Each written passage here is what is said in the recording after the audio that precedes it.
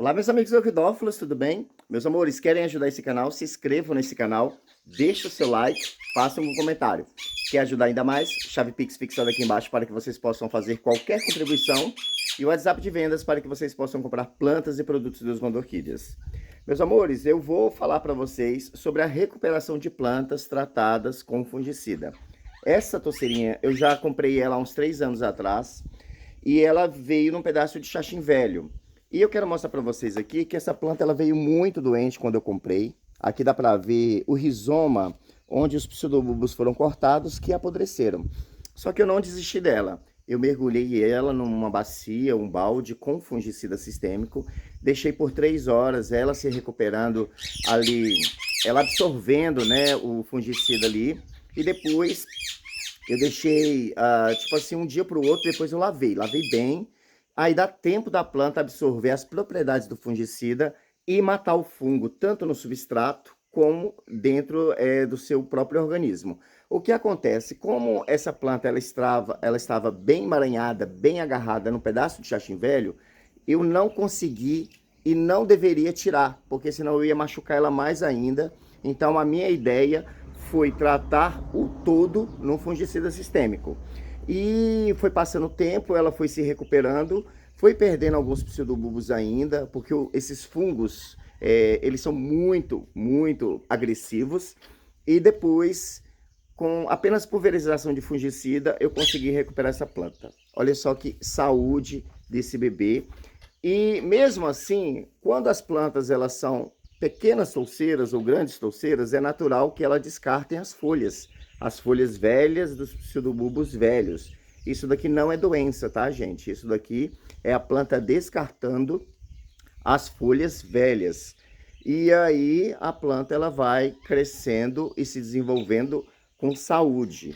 Então, quando você tiver uma planta bem doente, tratem com fungicida sistêmico. Tomem cuidado, porque é produto tóxico, agressivo à saúde. No entanto, é algo que pode salvar a sua planta. Deixa o like.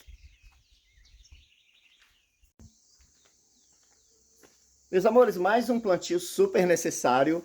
Meu Dendrobium Jovina Alexandre estava nesse vasinho plástico. Inicialmente foi plantado com espalho em palha de arroz carbonizado. Eu havia encaixado dentro de um cachepô. Só que realmente eu acho que eu preciso dar um cuidado melhor para essa planta. E é por isso que eu vou repassá-lo, encaixá-lo nesse outro vaso aqui e complementar com o substrato. Eu ainda estou achando pequeno, talvez eu use uma cuia. Mas a ideia é essa, é dar mais espaço para que a planta desenvolva as suas raízes melhor, desenvolva os seus brotos, pseudobulbos e futuras florações. Então aqui realmente já passou do limite. Então aqui vamos encaixar aqui ou de repente eu até coloque numa cuia. Muitos cakes, vou ter que arrancar uns cakezinhos aqui, fazer mudinhas avulso, porque esse bebê não para de crescer. Dendrobium Jovina Alexandre. Essa é a centera recurva. Sinceramente, é uma das minhas micro e mini orquídeas favoritas. Espetáculo.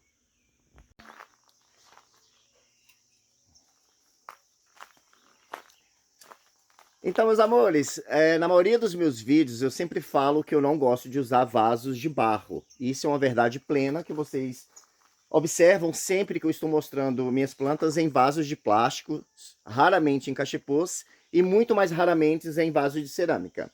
Esse vaso de cerâmica, nesse formato, eu achei ele muito gracioso, muito bonito, e eu adquiri ele numa das exposições que teve por aí, não lembro onde, e foi o Mundo NPK na época que levou. E aí eu peguei alguns e depois eu vi com a olaria se podia repetir esse modelo. E já vou pedir para fazer novamente, porque realmente é apaixonante esse tipo de vaso. Aqui vocês podem ver a minha Ascocendro miniato. Todo ano, gente, essa planta floresce. Aqui nós temos as hastes florais do ano passado, que foram 5, 3, 5. E esse ano ela deu novamente 5 hastes florais. Está aqui desabrochando. Olha só que coisa mais linda.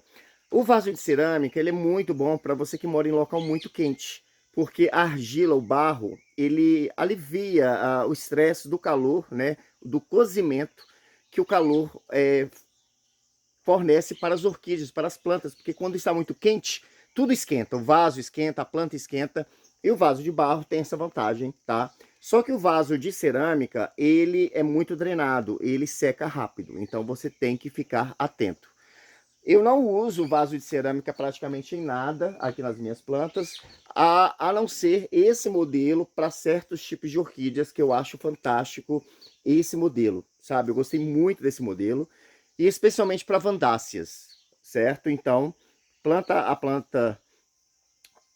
as vandáceas nesse tipo de vaso, com brita e substrato, fica bem drenado, as raízes ficam extremamente confortáveis nesse tipo de ambiente, e as plantas podem florescer com tranquilidade. O que que acontece é que no vaso de cerâmica, as vandáceas, elas podem receber muita luminosidade, é o que elas precisam, e também elas conseguem se desenvolver bem, já que não há superaquecimento. Já tem vídeo aqui no meu canal falando, gente, comprou uma vandácea, adquiriu uma vandácea sem substrato, planta no vaso com substrato. A não ser que você tenha uma estufa com irrigação automática, a qual você vai fornecer uma irrigação todo dia, 2 vezes ao dia ou mais. Então, caso contrário, não cultive vanda sem ser com vaso e substrato.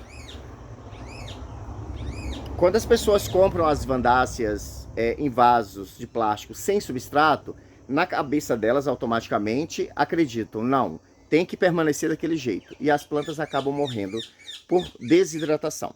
Deixa o like. Aqui uma Cattleya schilleriana muito bonita que eu comprei há uns anos atrás, foi em 2020. Então já tem mais de 3 anos que eu tenho essa planta. E é interessante que essa planta é um cruzamento de 2 plantas cerúleas. No entanto, ela saiu uma tipo bem bacana. Aqui, ó, a Cattleya schilleriana, ela gosta um pouco mais de umidade, ok? E também de arejamento. Aqui essa planta está com 2 frentes. E a galera que tem dificuldade de Cattleya schilleriana, lembrando, essa planta ela gosta de um pouco mais de umidade e uma luminosidade mediana. Cuidado com excesso de luminosidade no cultivo da Cattleya schilleriana, tá bom? E aqui, meus amores, nós temos uma Cattleya aclande. A Cattleya aclande, diferente da Cattleya schilleriana, é uma planta que ela consegue se desenvolver bem em meio de secura, sem muita umidade, como é o caso que vocês estão vendo aqui. Ela aqui estava numa jangada de café, inicialmente ela foi plantada numa jangada de café. Eu passei por esse cachepô raso, baixo, e completei com um material para retenção de umidade, um pouquinho só de umidade, para que a planta tenha tempo, né? A questão toda é a planta ter tempo de captar umidade. Se você planta só na madeira, sem nenhum pouquinho de esfagno, um plug, o que acontece? A planta ela não tem tempo de se hidratar e de absorver água e nutrientes e ela acaba se desidratando. Vocês observam que os pseudobulbos da minha Cattleya aclande estão bem gordinhos. Isso significa que ela está tendo tempo de se hidratar. E agora florida maravilhosamente bem. Aqui nós temos uma Prostechia vitellina. Essa espécie estrangeira, eu comprei Sindley, filhotinho, amarrei no toquinho Deus Vando, e até que ela enraizou bem e já tão pequenininha já está florescendo. Só que essa planta, eu acredito que ela seja um pouco mais de umidade, tá, gente? Então atenção com relação a essa planta para que ela não se desidrate em cultivos mais secos. Já aqui com expectativas da abertura do meu Dendróbio Ludgese, está quase desabrochando e já vou pegar políneas do Dendróbio aberrans e tentar fazer um híbrido entre essas 2 plantas magníficas. Meus amores, esse é o meu vaso de Brasiliorchis crisanta. A vantagem das Brasiliorchis ou maxilárias, esse gênero, assim, ele é bem interessante porque a maioria das flores das espécies desse gênero são extremamente perfumadas. Tem a rupestris, que é muito conhecida, a picta também, que é bem perfumada, e essa crisanta, ela não fica para trás. Olha só que bafão esse arranjo maravilhoso de Brasiliorchis crisanta. Meus amores, uma situação bem incomum, que é o cliente pediu para mandar a planta fora do cachepô. É uma Cattleya mistoglossa alba, que custou um pouco caro. E o frete ficaria muito caro nesse cachepô que pesa mais de 4 quilos, tá? Então, além da planta ser alta, né? Porque tanto o transportador, as transportadoras cobram por peso e diâmetro. Então, realmente ficou caro, ficou praticamente R$ 400 o frete dessa planta.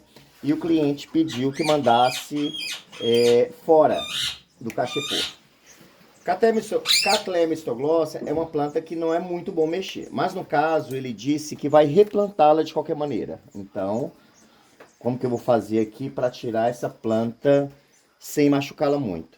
Igual aqui eu dei o primeiro passo, tirei essa peça e vou fazer ao redor, certo? E no final de tudo eu vou dar uma chacoalhada, deixar o que tá na raiz grudado e deixar secando, né? Porque tá bem molhada, e para embalar e despachar. Vou subir aqui para vocês verem que a planta é bem alta realmente e é necessário um certo cuidado aqui. O que eu vou fazer? Eu vou desmontar o cachepô todo, peça por peça. Depois vou dar uma leve batida, uma chacoalhada para que o que tiver solto saia e o que tiver muito preso na raiz fique e siga a viagem com menos peso e menos dimensão. Deixa o like.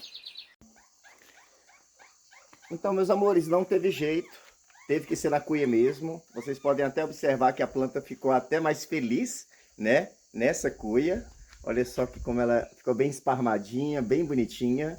E agora é esperar ela dobrar e no ano que vem vir uma floração mais exuberante do que essa. Deixa o like.